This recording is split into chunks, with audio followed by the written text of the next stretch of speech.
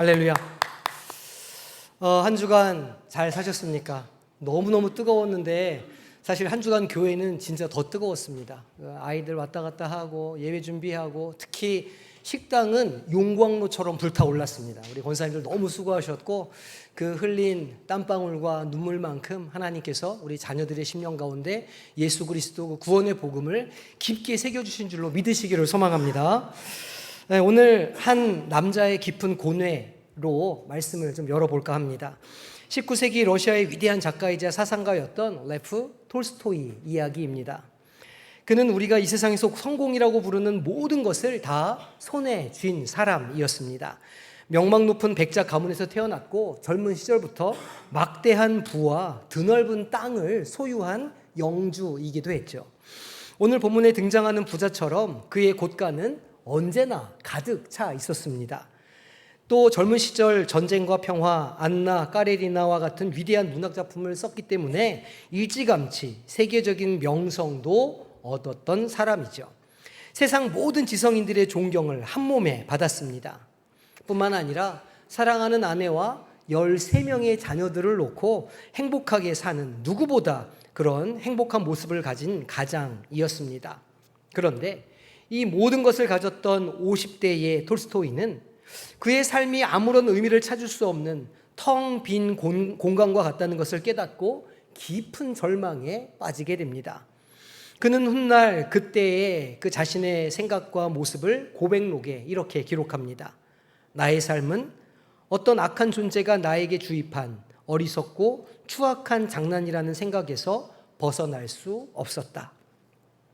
그는 너무나 고통스러운 나머지 혹시라도 스스로 목숨을 끊게 될까봐 목을 맬 수 있는 모든 줄을 자기 방에서 다 치웠다고 하죠. 또 사냥을 나갈 때도 총을 가지고 가지 않았다고 합니다.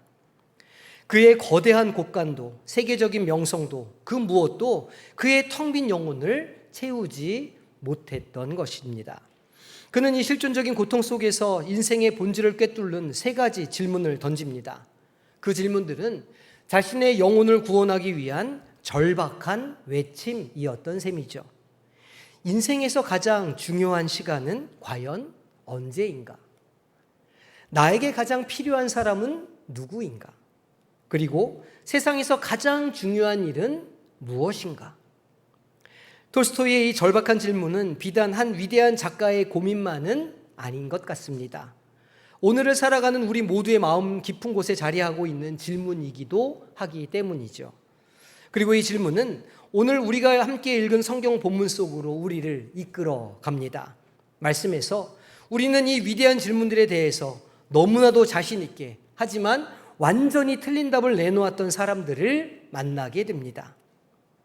예수님께서 하늘의 신비를 가르치시는 거룩한 순간에 한 남자가 불쑥 끼어듭니다. 그는 영적인 가르침에는 아무런 관심이 없어 보입니다.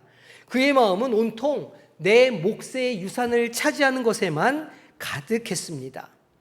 재물에 대한 탐심은 어느새 가장 가까운 형제를 신뢰의 대상이 아닌 적으로 싸움의 대상으로 여기게 만들었습니다. 그는 거룩하신 예수님마저도 자신의 탐심을 만족시켜줄 법적인 해결사로 이용하고자 합니다. 예수님은 그의 어리석음을 꾸짖으시면서 부자 비유의 이야기로 우리를 이끌어 가십니다. 이 부자는 우리 눈에는 참으로 지혜롭고 성공한 사람으로 보입니다. 그는 아주 성실하게 일했고 하나님은 그에게 풍성한 소출의 복을 허락하셨습니다. 그는 그 복을 가지고 자신의 미래를 철저하게 대비하고자 하는 완벽한 계획을 세웁니다. 그는 톨스토이의 질문에 대해서 세상의 기준으로는 가장 현명한 답을 내놓는 것처럼 보입니다. 그에게 가장 중요한 시간은 언제였을까요? 모든 것을 쌓아두고 여러 해 동안 편히 쉴 수 있는 먼 미래였습니다. 그에게 가장 중요한 사람은 누구였을까요? 그는 내 영혼아 라고 말하면서 오직 자기 자신에게만 집중합니다. 그러면 그에게 가장 중요한 일은 무엇이었을까요? 편히 쉬고 먹고 마시고 즐거워하는 일, 즉 끝없는 자기 만족이었습니다. 그의 완벽한 계획 속에는 감사를 드려야 할 하나님도, 함께 나누어야 할 이웃도 존재하지 않았죠. 이 완벽하고 자기만족으로 가득 찬 인생 계획 앞에서 갑자기 하늘로부터 차가운 음성이 들려옵니다. 그런데 그 음성은 칭찬이 아닙니다. 우리 20절 말씀 함께 합독하겠습니다. 하나님은 이르시되 어리석은 자여 오늘 밤에 내 영혼을 도로 찾으리니 그러면 내 준비한 것이 누구의 것이 되겠느냐 하셨으니. 아멘. 부자가 가장 중요하다고 믿었던 모든 것, 그의 시간, 그의 자신, 그의 계획은 한순간에 물거품이 되고 말았습니다.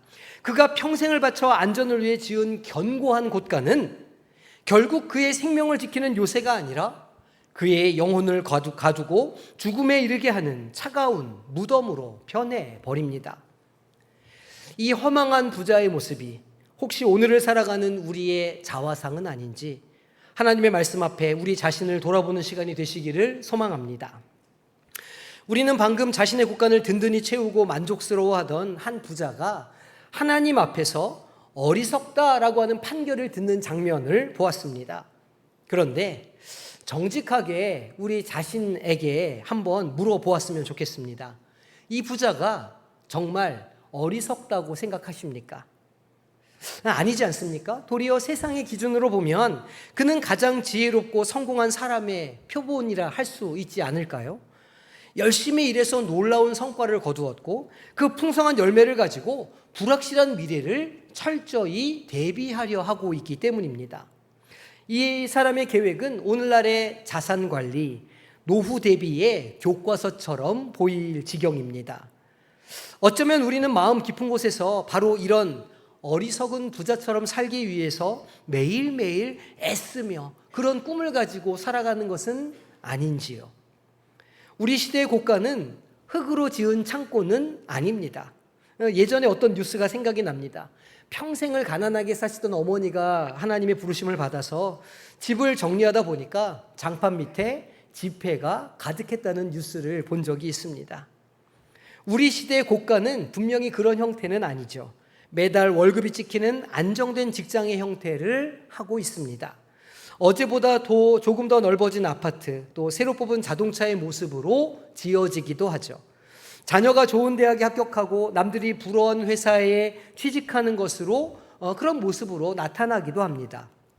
그리고 무엇보다 우리의 미래를 안전하게 지켜줄 것이라 믿는 확실한 은행 예금, 은퇴, 적금, 연금의 모습으로 우리 곁을 든든하게 지켜줍니다.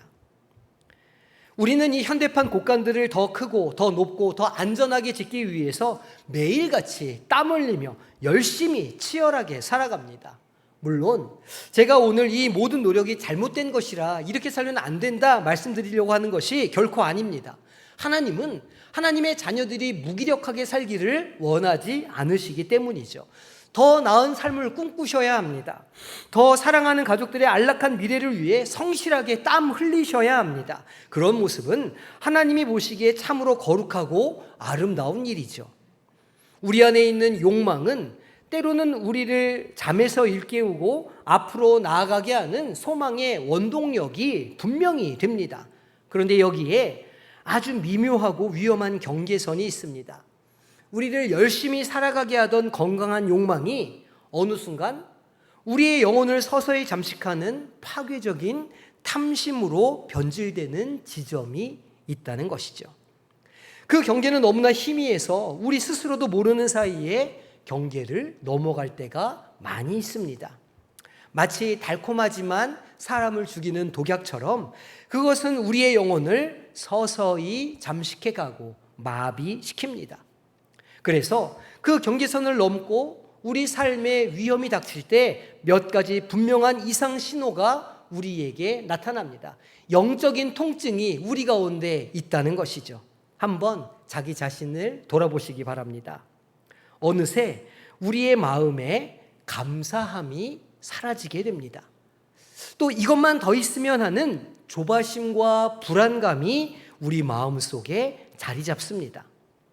어떤 것을 얻었을 때의 기쁨은 너무나 짧고 곧이어서 더 큰 것을 향한 갈망이, 갈증이 우리를 가득 채웁니다. 우리의 기도는 감사가 아니라 더 많은 것을 구하는 청구서처럼 전락해 버립니다. 또 내 옆 사람의 성공이 더 이상 함께 축하할 일이 아니라 나의 부족함과 실패를 드러내는 열등감으로 아픈 거울처럼 보여지기 시작합니다. 또 미디어나 유튜브 속의 화려한 삶과 나 자신의 삶을 비교하면서 열등감에 시달리게 되기도 합니다. 사랑하는 가족과 함께 웃고 대화할 소중한 시간이 더 많은 것을 얻기 위한 야근과 주말 근무의 희생양으로 사라져 버립니다. 잠자리에 누워도 내일에 할 일, 미래의 계획에 대한 걱정으로 평안을 누리지 못합니다. 잠을 이루지 못합니다. 돌아보면 우리는 예전에 비해서 더 많은 것을 소유하게 되었지만 오히려 더 깊은 불안과 염려의 노예가 되어가는 것은 아닌가 우리 스스로를 발견하게 되죠. 바로 여기에서 우리는 설교 처음에 만났던 톨스토이의 텅 빈 서재로 돌아가게 됩니다. 세상 모든 것을 가졌지만 사람들이 부르는 모든 것을 소유했지만 그러나 그 극심한 허기에 시달린 그의 영혼이 오늘 우리의 모습은 아닌가 돌아보게 됩니다. 왜 우리의 곳간이 채워질수록 우리의 영혼은 더욱 가난해지는 이 비극적인 역설을 경험하며 살아가게 될까요? 우리는 도대체 어디서부터 길을 잘못 들었을까요? 이 질문에 대한 답을 찾지 못한다면 우리 역시도 평생 애써 지은 화려한 곳간 앞에서 어리석은 자여 라고 하는 하나님의 서늘한 음성을 피할 수 없을지도 모르겠습니다. 우리는 이 지점에서 인정할 것이 하나 있습니다. 가장 먼저 해야 할 일이기도 합니다. 나의 힘만으로는 그 탐심을, 그 경계선을 넘나들며 길을 잃을 수밖에 없구나 라고 하는 우리가 참으로 연약한 존재요, 참으로 본성을 따라 사는 사람이구나 라고 하는 자기 인식입니다. 더 많이 가지려고 발버둥치면 발버둥칠수록 우리의 영혼은 더 깊은 갈증을 느끼게 될 것이고 미래를 위해 더 철저하게 계획할수록 우리는 더 깊은 불안에 빠져들게 되는 것, 그것이 바로 우리 인생이라는 사실입니다. 그러면 우리에게는 정말 아무런 소망이 없는 것일까요? 우리는 평생 이 피곤하고 헛된 경주를 다람쥐 쳇바퀴 도는 것처럼 계속하며 살아가야만 하는 것일까요?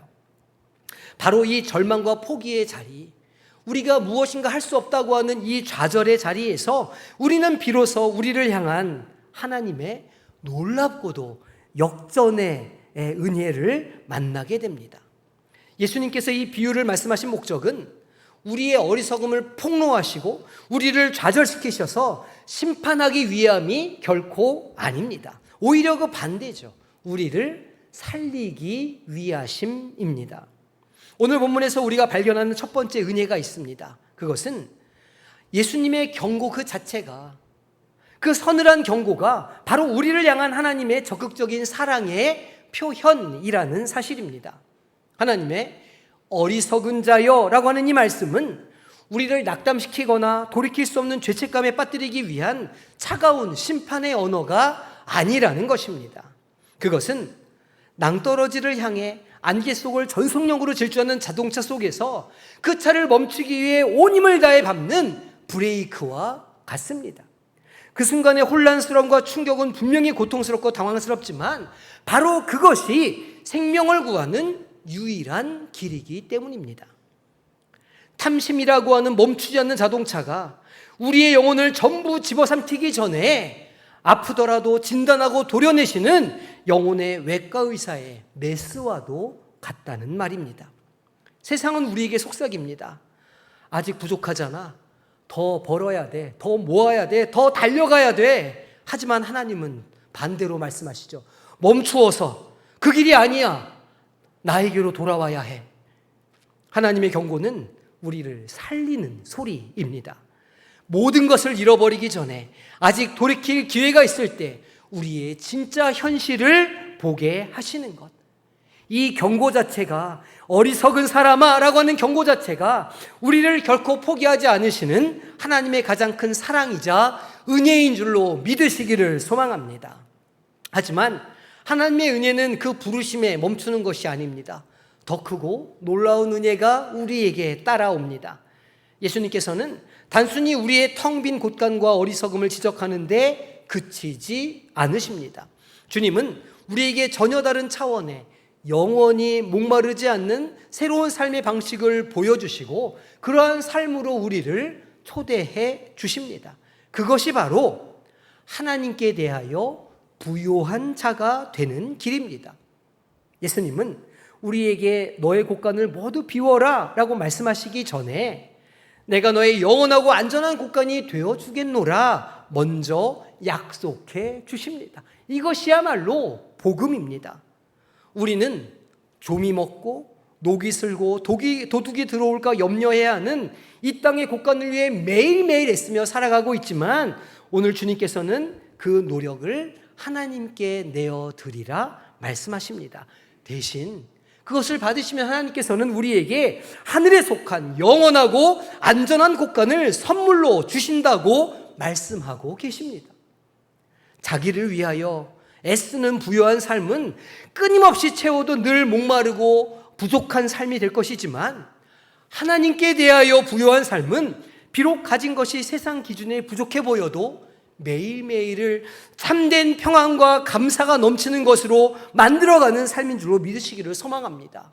왜냐하면 우리의 안전과 우리의 가치가 언제든지 흔들릴 수 있는 재물의 양에 달려있는 것이 아니기 때문입니다.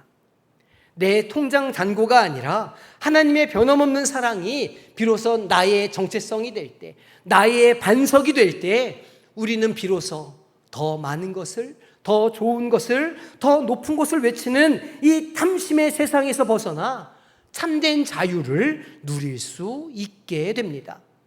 더 이상 다른 사람의 성공과 나를 비교하면서 괴로워할 이유가 없는 것이죠. 더 이상 불확실한 미래를 염려하며 오늘의 소중한 기쁨을 놓칠 이유가 없어집니다. 우리는 더 이상 빼앗길까 두려워하며 움켜쥐는 인생이 아니라 하나님의 무한한 공급을 신뢰하며 기쁨으로 나누고 베푸는 인생을 살아갈 수 있게 되는 것이죠. 움켜쥐면 없어지고 베풀고 나누어주면 풍성해지는 역사가 우리 가운데 있게 된다는 것입니다. 예수님 자신이 바로 그 삶의 완벽한 증인이십니다. 주님은 하늘의 모든 부요함과 평안을 가지신 분이셨지만 그 사랑하는 이를 위해 자신의 곳간을 기꺼이 비우셨고 자기 자신을 내어 주심으로 우리들을 가장 부요한 자로 만들어 주셨습니다. 이것이 바로 예수님께서 오늘 세상에 달리기에 지치고 영혼의 배고픔에 아파하는 우리 모두에게 건네시는 은혜의 초대장입니다. 나와 멍에를 함께 매자라고 하는 사랑의 부르심이죠. 그러면 이 놀랍고도 영광스러운 초대에 우리는 어떻게 응답할 수 있을까요? 어떻게 하면 이 하나님 나라의 부요함과 우리의 그 연약함을 부요함으로 덮고 살아갈 수 있을까요? 이제 그 구체적이고 실질적인 길을 함께 찾아보기를 원합니다. 자기를 위하여 사는 삶에서 돌이켜 어떻게 하면 하나님을 향하여 부요한 삶을 살 수 있을까? 놀랍게도 그 구체적이고 실제적인 해답을 우리가 설교 처음에 만났던 톨스토이의 3가지 질문 속에서 발견할 수 있습니다. 그가 평생의 고뇌 끝에 발견한 대답 속에 아름답게 담겨 있죠. 그 지혜는 바로 오늘 우리를 향한 하나님의 세밀하고 따뜻한 음성과 똑같습니다.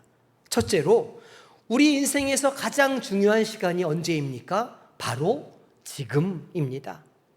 오늘 본문의 어리석은 부자는 여러 해 뒤라고 하는 불확실하고 통제할 수 없는 미래에 자신의 모든 행복과 안식을 저당 잡혔습니다.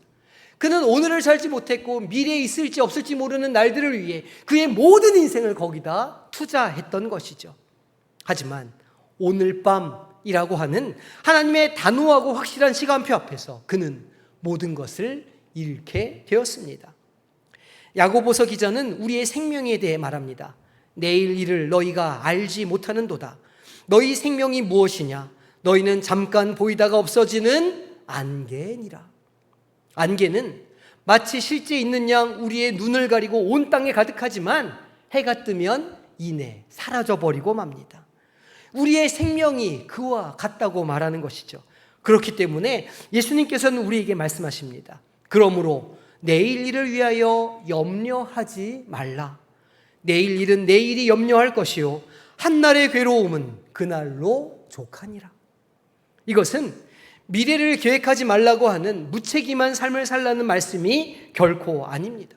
도리어 미래에 대한 과도한 염려 때문에 내일 있을지 없을지 모르는 그 두려움 때문에 오늘 우리에게 유일하게 허락하신 진짜 선물인 지금이라고 하는 이 시간을 낭비하지 말라, 허비하지 말라, 놓치지 말라는 사랑의 권면이죠.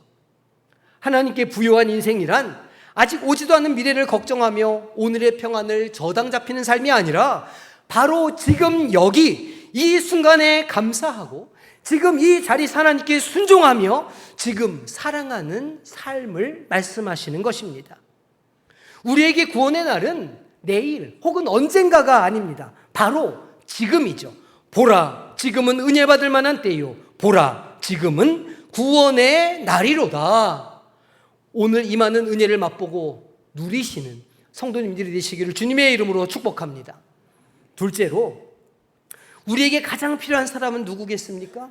우리에게 가장 필요한 사람은, 가장 중요한 사람은 저 멀리 어딘가에 있는 사람이 아닙니다. 오늘, 지금 내 곁에 있는 사람이죠. 자신의 곳간에만 몰두했던 부자는 오직 내 영혼아라고 말하며 철저히 자기 중심적인 삶을 살려고 했습니다. 자기 자신에게만 집중했죠. 그의 세계에는 타인이 존재하지 않았습니다. 그의 세계에는 하나님의 나라도 없었죠. 그는 가장 중요한 관계, 가장 중요한 분이신 하나님으로부터도, 그리고 함께 나누어야 할 가장 옆에 있는 이웃으로부터도 완벽하게 단절된 삶을, 그래서 고독한 삶을 살았습니다. 한 율법교사가 예수님께 내 이웃이 누구이니까? 라고 물었던 말씀을 일전에 나눈 적이 있습니다. 예수님은 이 비유를 통해 이웃은 혈연이나 신분, 종교로 정해지는 것이 아니라 지금 내 눈앞에 도움을 필요로 하는, 나의 도움을 필요로 하는 바로 그가 이웃임을 말씀해 주셨습니다. 그 비유 속에서 제사장과 레위인은 하나님의 일이라고 하는 거룩한 명분을 가지고 있었지만 길가에 쓰러진 사람은 외면해 버렸죠. 그들은 어쩌면 성전에서의 중요한 일이 눈앞에 한 인간을 돕는 것보다 더 중요하다고 생각했을지도 모릅니다. 하지만 예수님은 그 생각이 틀린 것이라 분명하게 말씀하셨죠. 하나님 나라의 가장 중요한 사람은 저 멀리 어딘가에 있는 위대한 영웅이 아닙니다. 소말리아에 어디나서 홍순한 나라에 그 어떤 나라에 있는 연약한 자들 뿐만이 아니라 그보다 더 중요한 사람은 바로 지금 내 옆에서 함께 숨쉬고 있는 나의 아내, 나의 남편, 나의 부모님과 나의 자녀들, 매일매일 일터에서 마주치는 동료와 이웃들, 그리고 오늘 내 도움이 필요한 바로 그 사람이 우리 인생에서 가장 중요한 사람인 줄로 믿으시기를 소망합니다. 하나님께 부요한 삶이란 막연한 인류애를 외치는 삶이 아닙니다. 지금 내 곁에 하나님께서 보내주신 그 한 사람을 내 인생의 가장 소중한 사람으로 여기고 섬기는 구체적인 사랑의 실천을 하는 것이 하나님께서 원하시는 삶이요, 우리에게 가장 행복한 삶인 것이죠. 마지막 셋째로, 세상에서 가장 중요한 일은 무엇일까요? 바로 지금 내 곁에 있는 그 사람에게 선을 행하는 것입니다. 부자는 자신을 위해 먹고 마시고 즐거워하는 일을 인생 최대의 과업으로 삼고 살아갔습니다.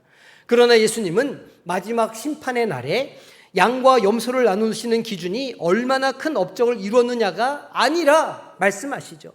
양과 염소를 나누는 기준은 지극히 작은 자 하나에게 베푸는 것이라 말씀하십니다.